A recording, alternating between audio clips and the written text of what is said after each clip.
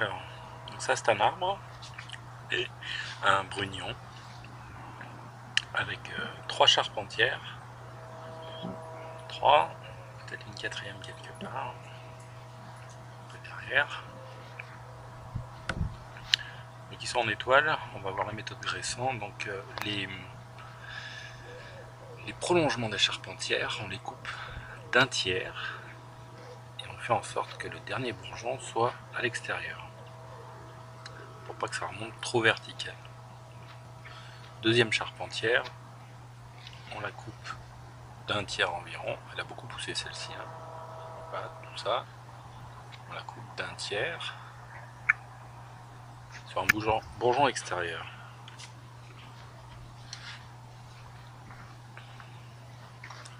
Donc là on a une charpentière qui a très peu poussé. Voilà, donc celle-ci on va fatalement moins la pousser, la couper. Elle a un tout petit prolongement. Donc tout simplement, le prolongement on va le rendre maître chez lui, garder leader en coupant les deux qu'il y a autour et on a laissé le prolongement. Ensuite, une fois qu'on a défini notre charpentière et le prolongement, on fait chacune des coursonnes les unes après les autres. Alors on va voir sur celle-ci qu'est-ce qu'il y a. Pas grand chose.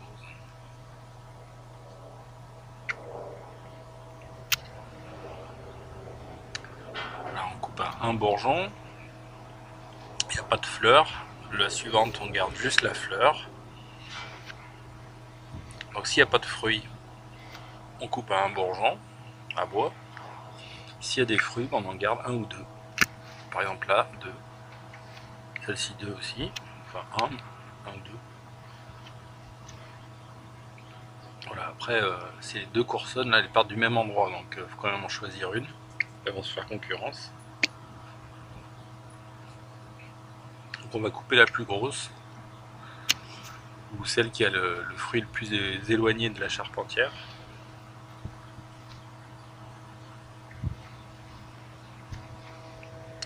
Là on garde un fruit ou deux.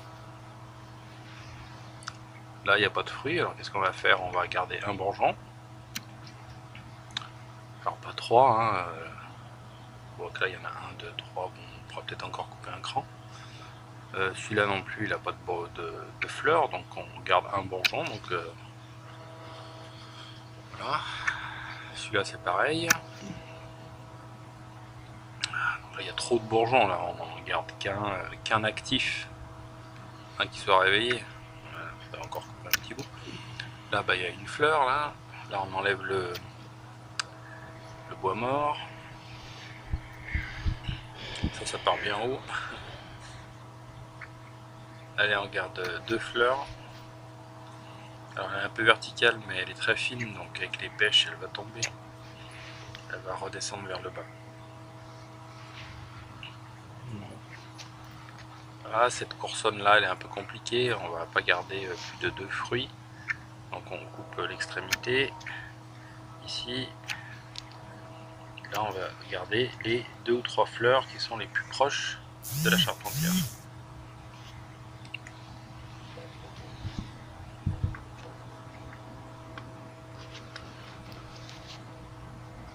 La charpentière suivante. Alors, on n'avait pas coupé le prolongement de la charpentière, donc on le coupe. Ensuite on le rend leader. C'est-à-dire qu'il faut bien que le prolongement de la charpentière soit le plus élevé, sinon elle va se faire dépasser.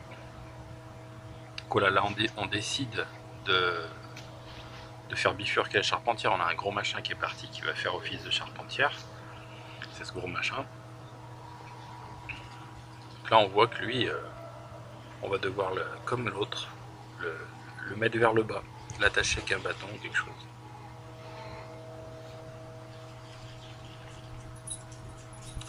Voilà. Donc vers le bas, le prolongement de la charpentière est petit, là, sur un bourgeon extérieur. Quand on va le mettre en oblique à 45 degrés,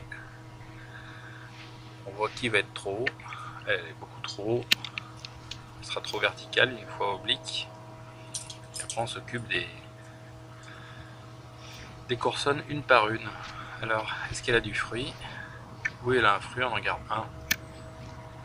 Là, elle a du fruit, on garde un peu du bout là. Là, il y en a un. Là, juste après un fruit. Là, il y a un fruit au bout. Bah, on va le laisser, non? Est-ce que c'est un fruit? Oui. Donc là, si on le met vertical, celui-ci, il va être carrément plus haut que la charpentière, donc on le coupe complètement. En plus, il est vraiment dessus, donc on le fait disparaître. Voilà. Et on va faire tenir cette charpentière avec un filin au sol ou un bâton qu'on va attacher, etc. Voilà. Après, tous les bourgeons qui sont au-dessus, qui vont se mettre à pousser, on les enlève tous. Parce que sinon, ça va nous faire un baobab sur le dessus. Voilà. Celle-ci aussi qui est très verticale, on va la coucher.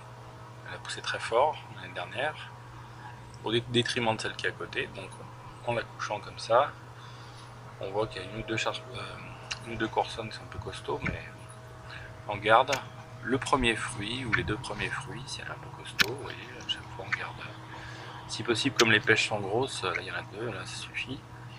Une pêche de chaque côté, elles sont alternes, donc ça va bien. Voilà, on garde une seule pêche, à chaque fois on garde une seule pêche, au pire deux.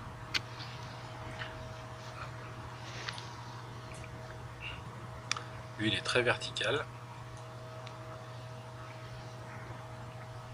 Il n'a pas de bouton à fleurs, donc on coupe au premier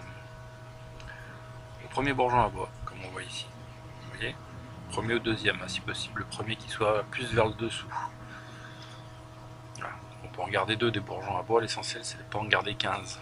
Ça sert à rien de garder un rameau avec que des bourgeons à bois. Là on garde deux petites pêches là, on peut en garder qu'une, hein, c'est de la gourmandise. Là pareil, on en garde 2-3. On garde une. Sur cette petite charpentière là. Pareil, on lui a fait. Là, il ne faut pas que celle-là soit plus grosse, donc même on pourrait garder un fruit, mais elle irait plus haute que la charpentière, donc on la descend à un seul. On les fait se renouveler. Voilà. On garde un fruit. On préfère les faire se renouveler que de garder un fruit quand elles vont plus haut que la charpentière. Sinon la charpentière va pas s'allonger. Voilà, donc on se retrouve avec nos 4 charpentières bien faites. Méthode Gressan, 19e siècle.